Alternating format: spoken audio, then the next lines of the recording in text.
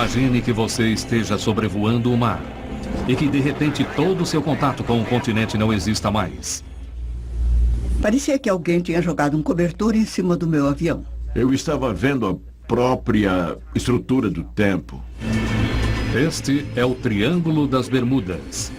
Há centenas de anos, barcos, aviões e navios desaparecem nessa diabólica geometria e o mistério do Triângulo das Bermudas continua a confundir ainda hoje. O avião estava se aproximando para aterrissar, mas aí desapareceu. Mas o que exatamente seria o Triângulo das Bermudas? O lar de ondas terríveis? Um vórtex do tempo?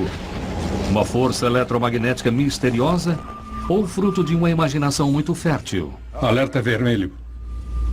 Basicamente, a premissa do triângulo é totalmente falsa.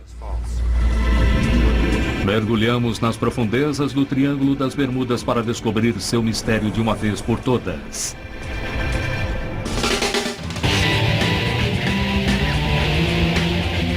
Verdade ou mito? Triângulo das Bermudas. As águas claras do Oceano Atlântico parecem o lugar perfeito para relaxar. Mas as aparências podem enganar, e muito. Porque dentro desse paraíso existe um lugar mortal do qual muitas pessoas acham ser impossível escapar. O Triângulo das Bermudas. Durante séculos, centenas de pessoas se aventuraram a vir até aqui e nunca retornaram. Navios desapareceram sem deixar traços. Aviões sumiram em pleno céu aberto. Não houve chamado de SOS, nem fragmentos encontrados. O Triângulo das Bermudas cobre uma área de aproximadamente 1.300.000 quilômetros quadrados, que compreende a Flórida, Porto Rico e Bermuda, contendo algumas das águas mais perigosas do mundo e um solo de oceano traiçoeiro, que vai do raso até trincheiras escuras abaixo da superfície. Tem havido muitos boatos e teorias por trás dos desaparecimentos do Triângulo das Bermudas. Marinheiros e pilotos relataram coisas assustadoras acontecendo aqui durante centenas de anos. Mas foi o desaparecimento de 5 aviões de uma vez que pôs o Triângulo das Bermudas no mapa. No dia 5 de dezembro de 1945, na Estação Aérea Naval de Fort Lauderdale, um esquadrão de 5 caça-bombardeiros TBM Avenger se preparava para uma missão de treinamento de rotina conhecida como Voo 19. Quando você se torna um piloto da Marinha, você deve ser capaz de voar para qualquer lugar munido de um plano de voo, uma bússola e um relógio. O aviador aposentado David White foi instrutor de voo de Charles Taylor, líder da equipe do Voo 19. Ele era um dos nossos instrutores mais experientes quando foi transferido para Fort Lauderdale. Era um dia claro e o mar estava calmo. Mas na metade da missão, Taylor relatou que eles estavam com problemas. Ele disse, minhas bússolas estão malucas. Bom, às vezes acontece de uma bússola ficar maluca, mas isso não é muito comum. Os controladores de voo tentaram orientar os homens de volta, mas os sinais de rádio deles estavam ficando mais fracos. Então, ninguém soube explicar para onde os homens do Voo 19 foram. NSO, NSO, NSO, estão me ouvindo? Câmbio. Estou recebendo seu sinal muito fraco. Minha transmissão está ficando mais fraca. Em questão de horas, todos os 5 aviões, levando 14 homens a bordo, desapareceram. O oficial de plantão veio e bateu na porta. Ele disse, 5 de nossos aviões desapareceram. E nós dois dissemos, mas como isso é possível? Aviões de resgate procuraram tanto no mar quanto no céu. David White estava em um deles. Nós procuramos sem parar. Por vários dias. Mas não encontramos nada. E então, parecia que o Triângulo havia feito sua mágica mortal mais uma vez. Checagem de rádio, pode nos ouvir?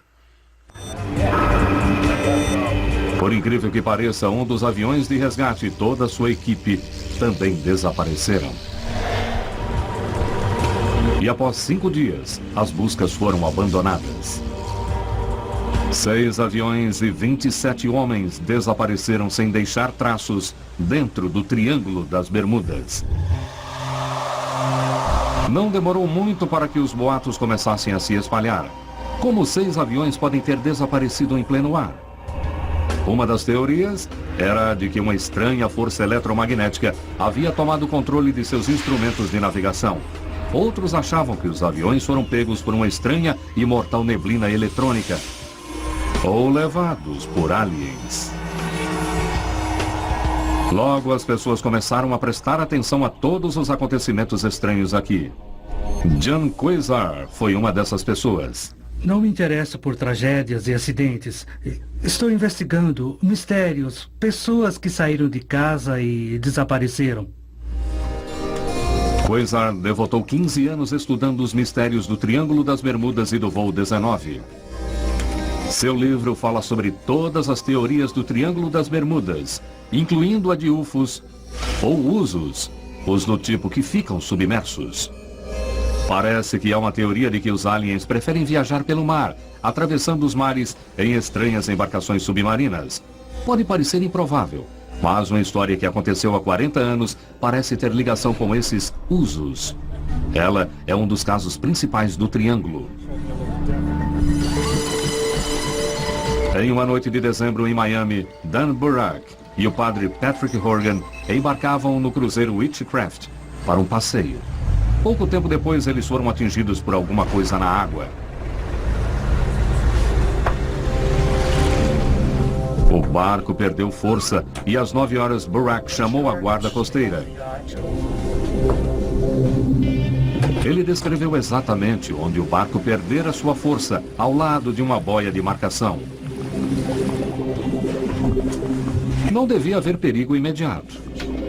O Witchcraft possuía equipamento de segurança e estava repleto de coletes salva-vidas e aparelhos extras para flutuação. O Witchcraft deveria ser inafundável. Mas quando a ajuda chegou minutos mais tarde, o Witchcraft havia desaparecido. Não havia destroços, nem corpos. Este foi um dos desaparecimentos mais misteriosos que Quasar já vira. Porém, o maior foi o do USS Cyclops.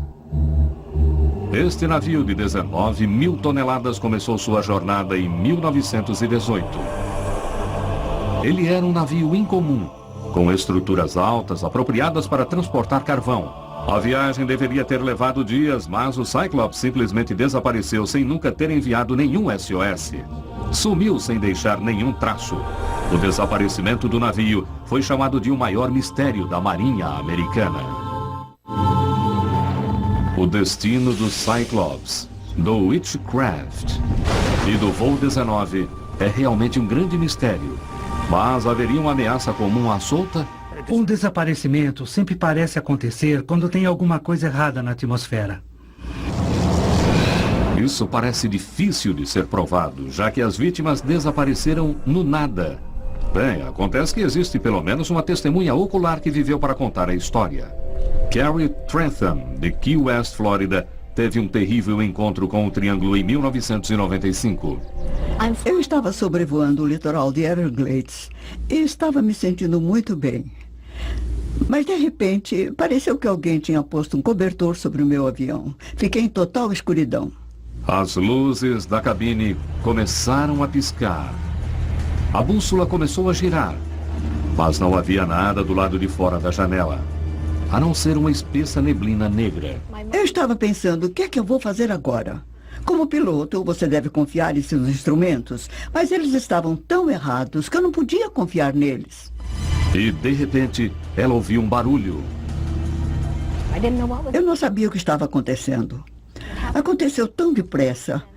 Eu estava numa situação de vida ou morte, onde eu não queria morrer.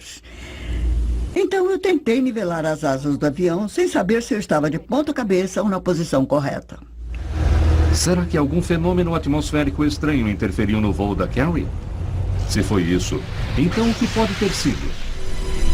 Mais tarde, Carrie sobrevoará novamente o local para tentar entender o que aconteceu aquele dia. O Triângulo das Bermudas intriga observadores há anos. Mas se realmente quisermos aprender seus segredos, o primeiro lugar onde procurar é nas estrelas. Se olharmos em uma bússola na Europa, ela apontará para a estrela do norte. Os marinheiros confiaram nisso durante séculos.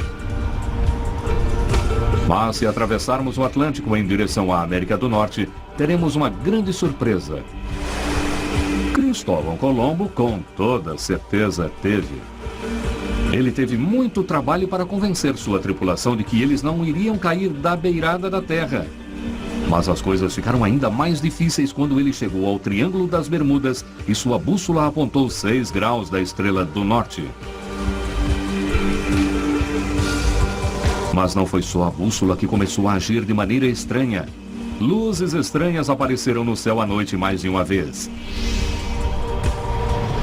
As histórias dos estranhos fenômenos que Colombo viu circularam durante centenas de anos. Navios e aviões vêm desaparecendo desde então. Mas nós só fomos perceber tudo isso nos anos 70, quando Charles Berlitz escreveu um livro que pegou o mundo de surpresa. Contos de desaparecimentos misteriosos fizeram desse livro um best-seller. Mas isso foi só o começo. Assim que a onda de publicidade começou a se espalhar, teorias das mais diversas começaram a aparecer e os cientistas que procuravam os poderes dentro do triângulo começaram a pensar que talvez o Triângulo das Bermudas não fosse o único. O naturalista Ivan Sanderson teve a ideia do que ele chamou de vórtices V's. Ele disse que tratava-se de áreas específicas do oceano caracterizadas por violentas correntes marítimas, mudanças radicais de temperatura e anomalias eletromagnéticas. 2 dos vórtices mais vis eram o Triângulo das Bermudas e exatamente do outro lado do globo, um lugar chamado de Mar do Diabo. Perto do litoral do Japão, o Mar do Diabo é outro lugar supostamente responsabilizado por estranhos desaparecimentos. Ele chamou muito a atenção nos anos 50, quando 9 navios desapareceram no espaço de poucos anos.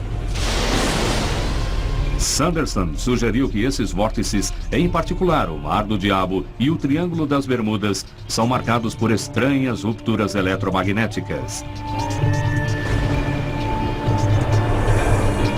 Talvez os barcos e aviões no Triângulo aumentem essas anomalias se estiverem presos dentro de uma frequência na área. Ou será que poderia estar acontecendo alguma coisa dentro da Terra que não podemos explicar e que esteja causando essas adversidades? Pode ser que encontremos uma pista do que está acontecendo na atmosfera do Triângulo através da história do piloto amador Bruce Gernon. No dia 4 de dezembro de 1970, Gernon estava voando perto de Bimini quando viu uma nuvem muito estranha do lado de fora da janela. Suas bordas eram acetinadas. Eu avancei e comecei a subir. E ela veio diretamente na minha rota de voo. Ele entrou na nuvem e em minutos seus instrumentos ficaram malucos. Miami, rádio. Não tenho certeza da minha posição. Estou dentro de um tipo de neblina. Vocês podem me ajudar? Os controladores de voo não conseguiam vê-lo no radar. Ele teve que se virar sozinho. Logo, Gernon percebeu que a neblina estava se aproximando dele. Gernon criou essa ilustração para mostrar o que viu. Parecia que sua única saída era a estranha abertura em U, logo à frente. Fui mais adiante e mergulhei. Depois eu notei que o túnel estava ficando menor. Luzes brancas piscaram em volta dele. Mas ele não estava em uma tempestade. Quanto mais eu entrava naquela nuvem, mais intensamente aquelas luzes brilhavam e mais rápidas elas se tornavam. Eu nunca tinha visto luzes como aquelas antes. À medida que Bruce atravessava o túnel, ele se fechava ao redor do avião.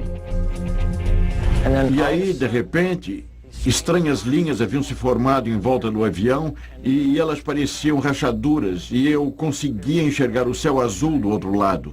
Finalmente ele escapou do túnel e então olhou para trás. Quando eu olhei o túnel, vi ele se desmanchando e formando um tipo de caracol que começou a virar em sentido horário. Mas Gernon ainda não estava livre das nuvens. Agora ele estava correndo o risco de ser abraçado pelo que ele agora chama de estranha neblina eletrônica. Foi nesse ponto que a neblina grudou no meu avião. Seus instrumentos navegacionais ainda estavam malucos. Radar de Miami, pedindo identificação pelo radar. Finalmente, os controladores de voo o localizaram. Eles disseram que ele estava perto de Miami. Negativo, radar de Miami. Eu devo estar a pelo menos 150 quilômetros de Miami. Então, ele avistou a terra e percebeu que o radar de Miami estava certo. Ele tinha voltado à Flórida. Bruce acredita que o voo durou apenas 50 minutos quando deveria ter levado 80. Ele ficou 30 minutos perdido em algum lugar dentro do triângulo. Quasar acredita que o enigma da neblina eletrônica poderá ser resolvido não no triângulo em si, mas a milhares de quilômetros dali, ao norte, em Vancouver, no laboratório do físico amador John Hutchison. Hutchison ganhou muita notoriedade por causa de uma descoberta radical que ele afirma ter feito. Ele começou fazendo experiências com ondas de rádio e altas voltagens em seu apartamento há algumas décadas. Em 1979, ele afirmou ter se deparado com algo notável. Uma série de estranhos fenômenos que os crentes têm chamado de efeito Hutchison. John Quasar e muitos outros que acreditam no triângulo acham que o efeito Hutchison pode nos dizer muita coisa sobre o Triângulo das Bermudas.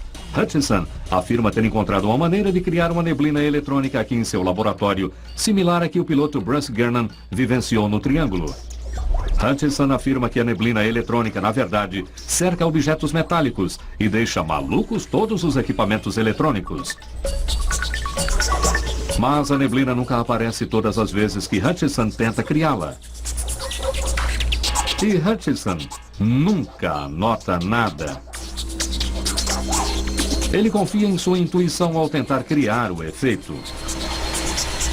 Não é surpresa, então, que muitas pessoas ainda sejam céticas, incluindo o físico da Universidade de Georgetown, James Mattingly. Eu não sei que efeito possa ser esse. Pode ser que qualquer coisa que tenha acontecido na casa dele possa ser chamada de efeito Hutchinson. Não sei se isso inclui ele atravessando a sala de estar. E isso seria um efeito Hutchinson? Eu não sei. Hutchison é muito criticado, mas ele afirma ter provas. Ele disse ter conseguido filmar esse efeito. Infelizmente, temos 4 exemplos disso acontecendo com equipamento de câmeras, quando estávamos fazendo os testes. Hutchison concordou em nos deixar filmar uma experiência ao vivo. Muito bem, pessoal. Eu não sei o que vai acontecer quando eu ligar essa coisa, quando eu ligar os receptores e outros equipamentos. Pode ser que haja um grande efeito, hein? Se o que ele diz for verdade, estamos prestes a ser abraçados por uma neblina eletrônica. Dentro dessa alcova, centenas de quilos de equipamento e um jarro de plástico envolto por uma folha de metal são suspensos por correntes. Hutchison diz que a voltagem aqui não é segura para seres humanos, então a equipe precisa ficar afastada. Então, tudo bem aí? O que está acontecendo aí, Owen? Tudo pronto? Tá legal. Espero que tenhamos uma neblina eletrônica. E se outras coisas estranhas acontecessem aqui, seria ótimo. Tem algum brilho aí? Hã? Tá, aumentem a energia. Embora as correntes vibrem levemente, a câmera não capta nenhum efeito estranho. Então, Hutchison aumenta a voltagem. Preciso adicionar alguns volts extras. Como vão indo? Então, estão indo bem? Então a experiência pega fogo. Alguma coisa está cheirando mal aqui. Tem alguma coisa pegando fogo, John? Alerta vermelho. O incêndio no pote de plástico significa que o show acabou. Mas isso não quer dizer que o efeito não exista. Pode ser apenas difícil testemunhar.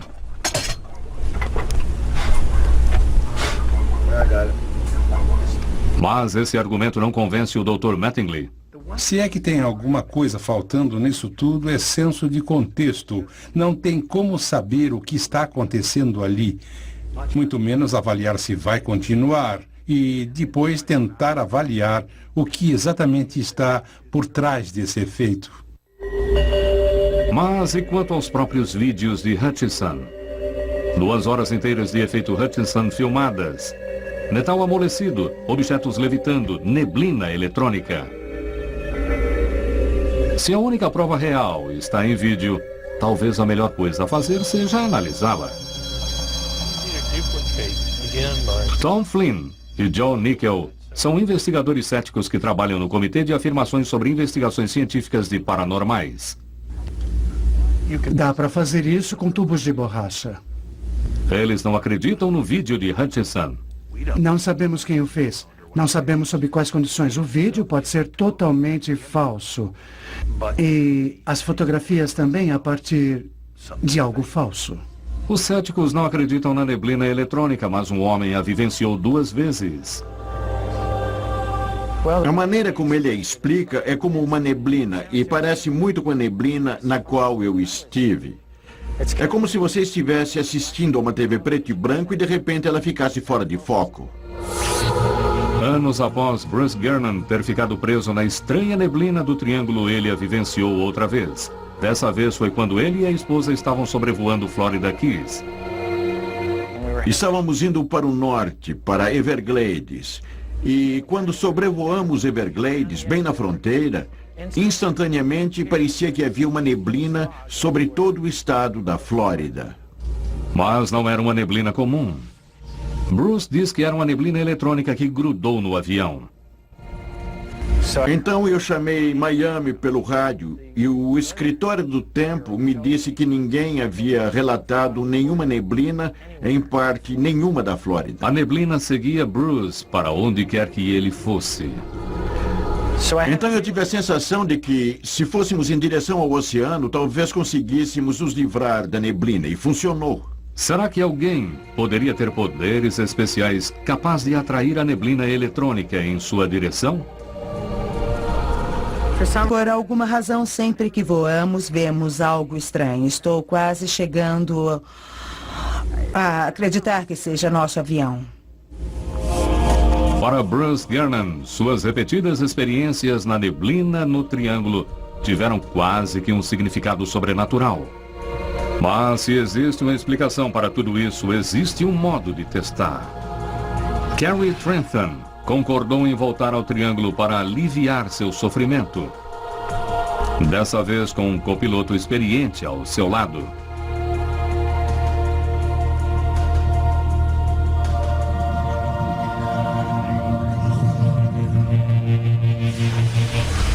Em 1995, Carrie Trentham estava voando por dentro do Triângulo das Bermudas quando teve a sensação de que alguém havia jogado um cobertor em cima de seu avião.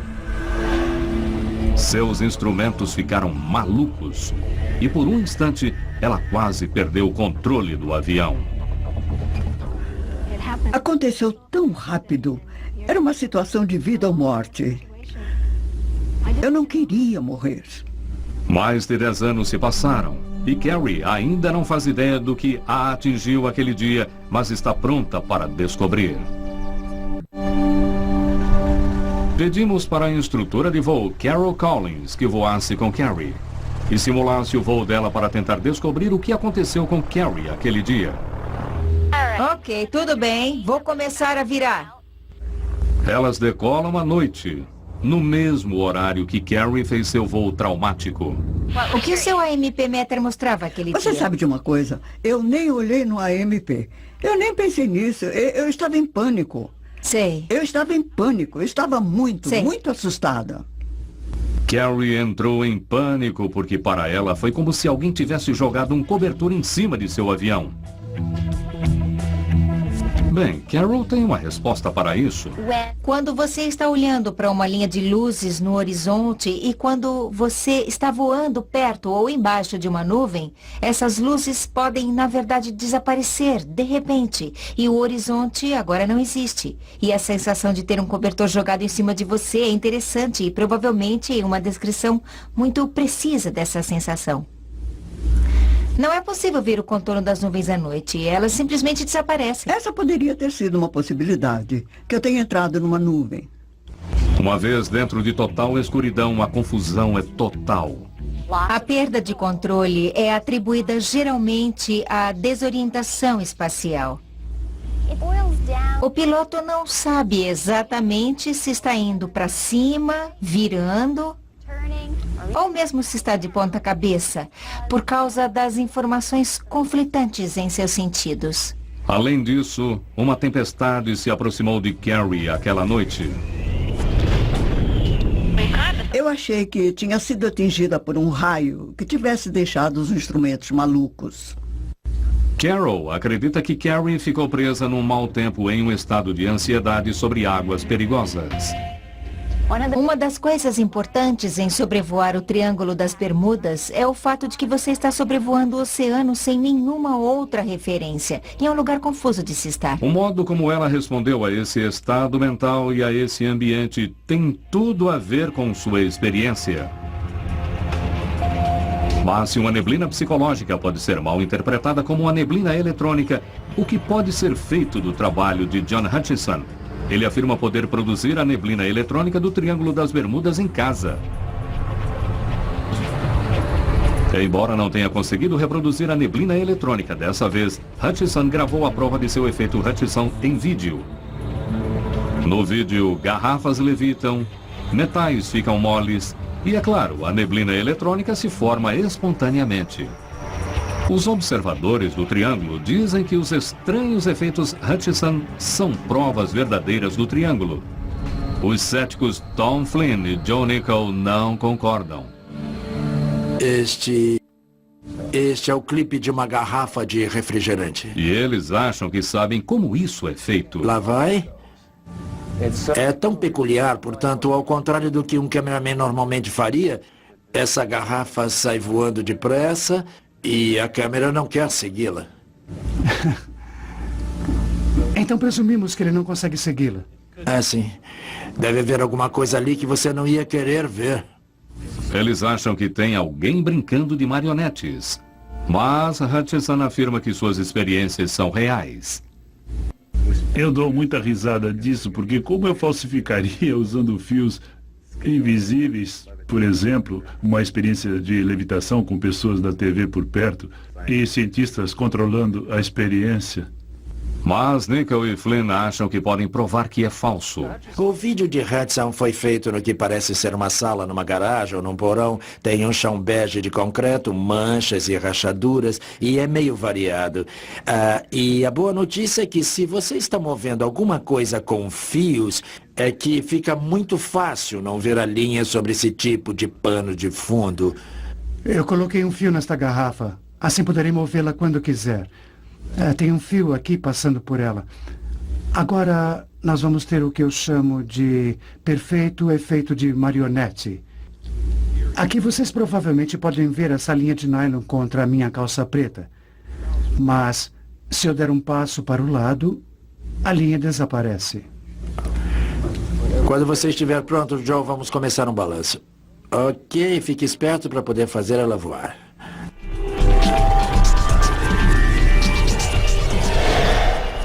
Nickell e Flynn imitaram o efeito Hutchison fazendo uma garrafa voar com um simples truque de mágica. Mas será que eles conseguem imitar a neblina eletrônica? Agora vamos mostrar como criar um efeito de neblina eletrônica e como achamos que ele é feito.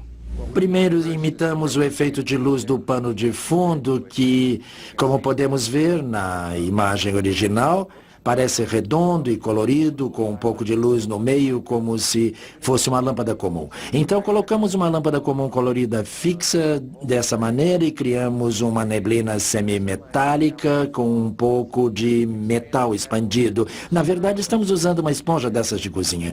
E estamos movendo-a rapidamente bem perto da lente, o que a mantém fora de foco. E estamos colocando muita luz dentro dela, de forma que conseguimos esse ótimo efeito. Então temos o efeito de uma substância parcialmente desconhecida, parcialmente iluminada e parcialmente opaca na frente das lentes, e ela age exatamente como uma neblina eletrônica. Acabamos de ver como criar o efeito Hutchison. E para Nickel e Flynn, a resposta mais simples é geralmente a mais provável. Nada do que o Sr. Hutchinson fez prova coisa nenhuma. Ele não nos deu prova de nada. Ele precisaria demonstrar esse efeito na frente de cientistas com credibilidade e sob condições que mostrassem que não se trata de um truque. Mas será que essa estranha neblina eletrônica poderia deixar bússolas malucas e nos afastar da verdadeira resposta? Será que haveria outro fenômeno poderoso, mas totalmente natural, no coração do Triângulo das Bermudas? Talvez esteja na hora de nos voltarmos para a principal corrente da ciência e aplicar um pouco de bom senso ao caso do Cyclops, do voo 19 e do Witchcraft. Todas essas histórias são trágicas, mas o caso do Witchcraft é particularmente desconcertante. Após partir para uma viagem de lazer para ver as luzes da cidade de Miami, o barco atinge alguma coisa na água e desaparece. Minutos antes de um calmo pedido de ajuda. Exames mais detalhados mostram que o mistério do Witchcraft não é um mistério tão grande assim. A verdade é que ninguém sabia onde o Witchcraft estava e o tempo estava terrível.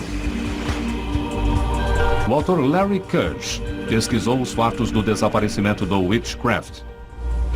Eles não estavam em uma posição exata como disseram que estavam, pois, caso contrário, a coisa seria bem mais misteriosa do que realmente foi. Nunca nada foi encontrado e havia uma tempestade aquela noite. Eles estavam falando sobre ondas fortes e não conseguiam enxergar no escuro. Mas a guarda costeira chegou 19 minutos depois do pedido de SOS do Witchcraft. Como o barco pode ter desaparecido completamente tão depressa? Não foi encontrado nenhum traço de um navio que supostamente era inafundável. Meu comentário para isso é que o Titanic também era. Qualquer navio pode afundar, qualquer avião pode afundar. Mas mesmo sob as melhores condições é difícil encontrar alguém perdido no mar. Jim Noe é especialista em busca e resgate da Guarda Costeira de Miami há 13 anos. Uma grande parte da área que pertence ao Triângulo das Bermudas é em oceano aberto e fica a centenas de quilômetros do continente mais próximo ou de algum tipo de local para comunicação. Então seria perfeitamente possível não saber a localização precisa de um barco, navio ou avião que tenha caído ali. Adicione a isso o violento efeito da corrente do Golfo. Aquela corrente poderosa e rápida que varre o oceano desde o Mar do Caribe até o Atlântico Norte. O oceanógrafo Arthur Mariano estuda a corrente do Golfo e o Triângulo das Bermudas há anos. Ele diz que a corrente do Golfo pode fazer navios e aviões desaparecerem sem deixar traços por causa de uma coisa chamada dispersão turbulenta. Quando um navio ou um avião vai para baixo, ventos e correntes fortes balançam a embarcação e a arrastam por quilômetros, às vezes numa questão de minutos. Mariano pode nos mostrar exatamente como funciona, com um tanque e um pouco de tinta verde. Ok, agora vamos colocar um pouco dessa tintura na água. Quando não há ventos fortes, nem nenhuma onda, quando não há correntes fortes, a tinta permanece unida. Mas com uma corrente um pouco mais forte, a tinta se move bem mais depressa. Brian vai tentar aumentar o vento para gerar mares mais desenvolvidos. À medida que as ondas ficam maiores, a dispersão vai aumentando também.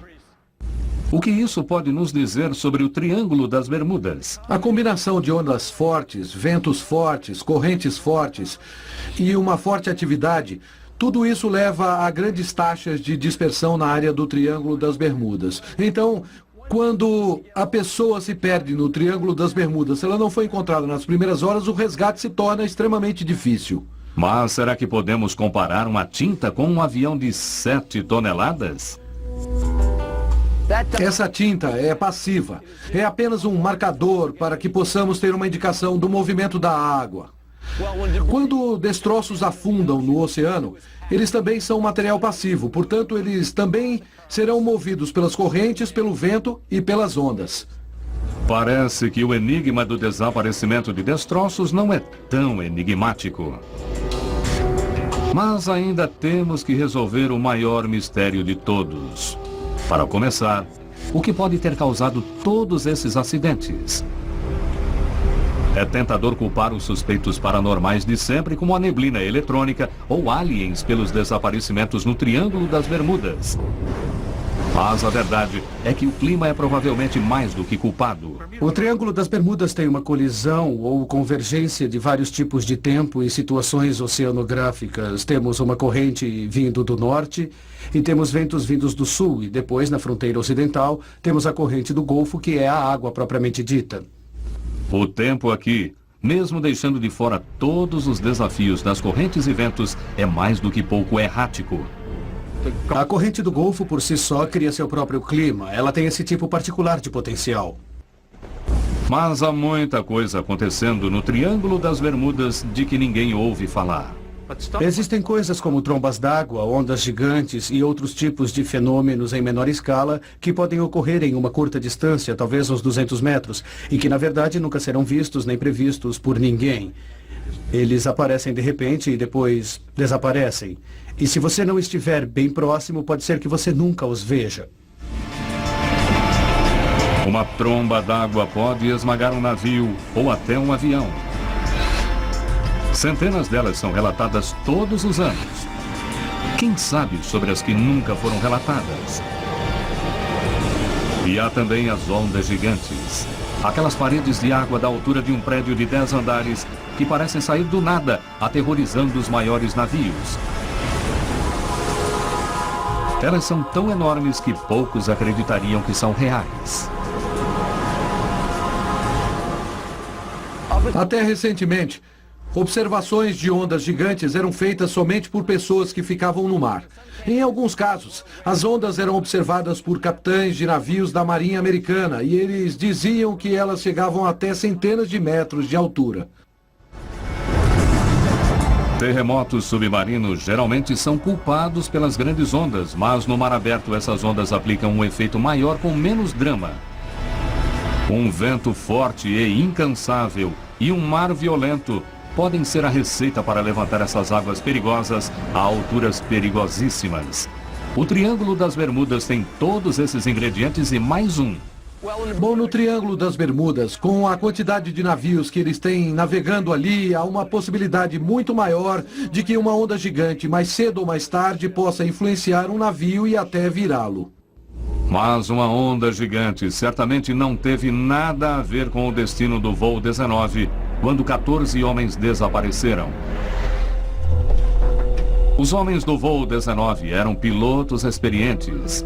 Obviamente, eles seriam capazes de executar um exercício de treino sem problemas. Mas a verdade é que era a primeira vez que o líder da equipe fazia aquele trajeto de voo. Aquele era o segundo voo do piloto Taylor para fora de Fort Lauderdale, provavelmente seu primeiro voo em direção às Bahamas. Quando eles começaram a voar, o tempo fora da Flórida foi declarado favorável. O mar, de moderado a violento. Depois de 1 hora voando, Taylor relatou que estava perdido. Tenho certeza que estou sobrevoando Keys, mas não sei a que altura.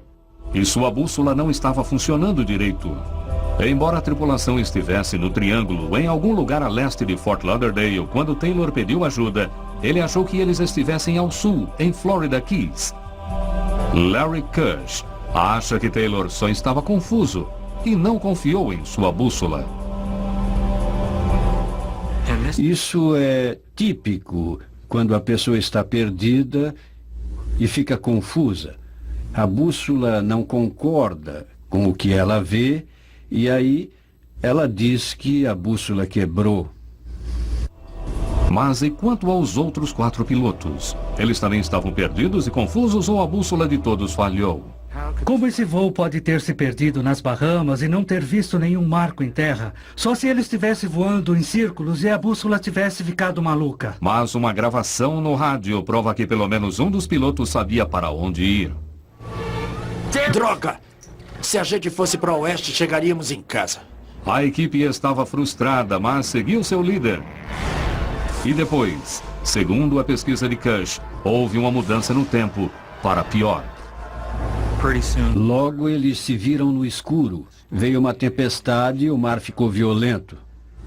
Mas eles aguentaram firme. Eles estavam ficando sem combustível e, aparentemente, tentaram resolver o problema antes que isso acontecesse. Eles também ficaram sem sorte. Eu acho que uma tempestade chegou e as ondas eram muito grandes. Acho que esses aviões aterrissaram e quebraram quase que imediatamente.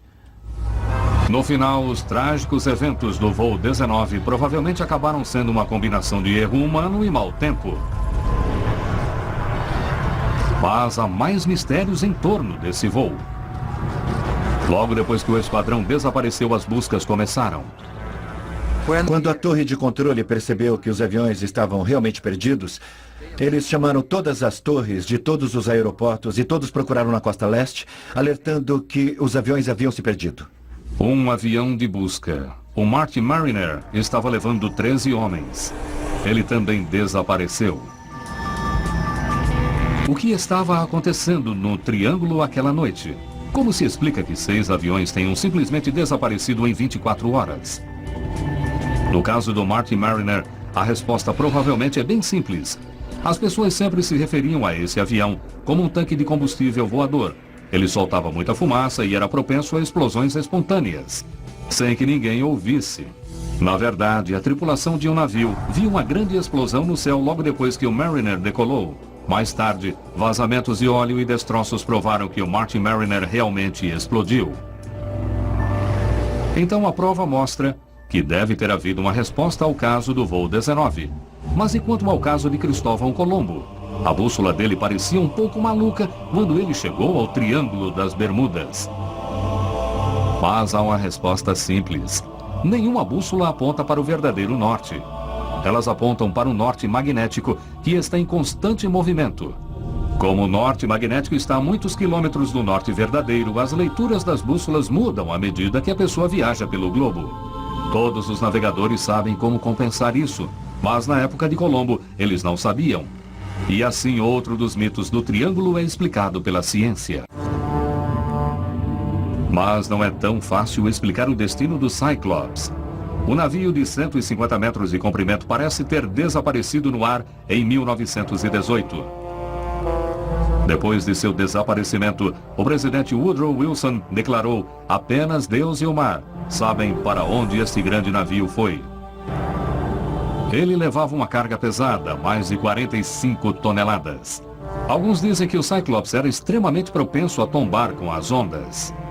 Uma tempestade violenta pode facilmente ter virado o navio e sua carga, que ao ser jogada de um lado para outro, deve tê-lo tombado. O problema é que não houve nenhuma tempestade naquele dia. Pelo menos não onde todos pensavam que ele estava, dentro do Triângulo das Bermudas. Mas será que ele pode ter ido parar em outro lugar? Em 1968, um mergulhador da Marinha chamado Gene Hawes descobriu uma grande e peculiar embarcação a 110 quilômetros a leste de Norfolk, Virgínia. E ele deparou-se com esse navio de aparência estranha, com essas estruturas enormes acima. Na verdade, Hawes quis explorar um pouco mais. Mas ele ficou sem ar e foi forçado a vir para a superfície antes que pudesse investigar. Ele nunca esqueceu aquele navio. Anos mais tarde, ele viu uma foto do Cyclops e soube que era o mesmo navio. O navio que Hawes viu não estava longe do destino final do Cyclops. Quando ouviu sobre a possível descoberta, Cush começou a calcular. Ele calculou que seriam precisos cerca de 6 dias para que o Cyclops chegasse no local do naufrágio.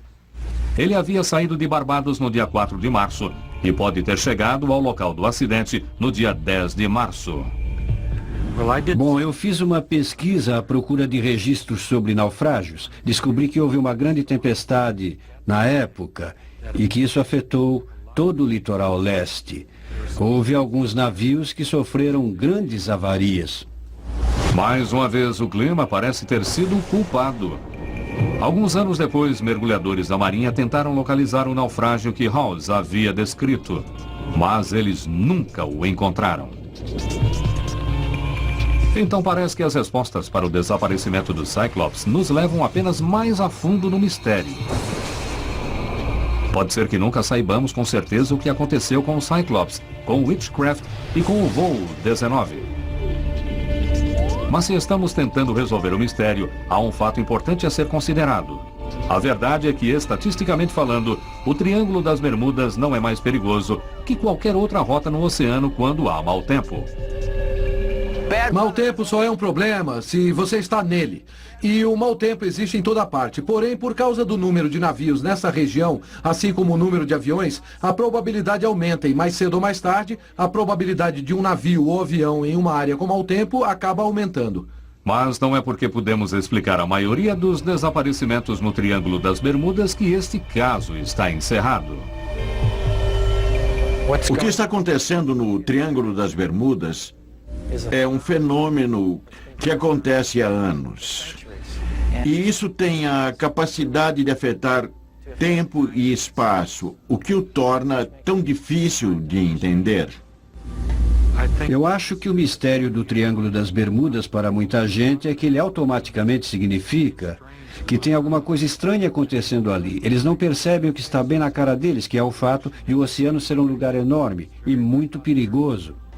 Enquanto as pessoas continuarem desaparecendo no Triângulo das Bermudas, o mito continuará crescendo. A motivação para explicar uma coisa como o Triângulo das Bermudas é bem intencionada. Todos nós queremos encontrar causas para tragédias. Mas não podemos seguir pistas falsas e fantásticas que não nos levam a lugar nenhum. Será que existe uma força sinistra causando esses desaparecimentos dentro do Triângulo das Bermudas? Ou seriam esses grandes mistérios simplesmente um caso de mau tempo e azar? Versão brasileira, Centauro.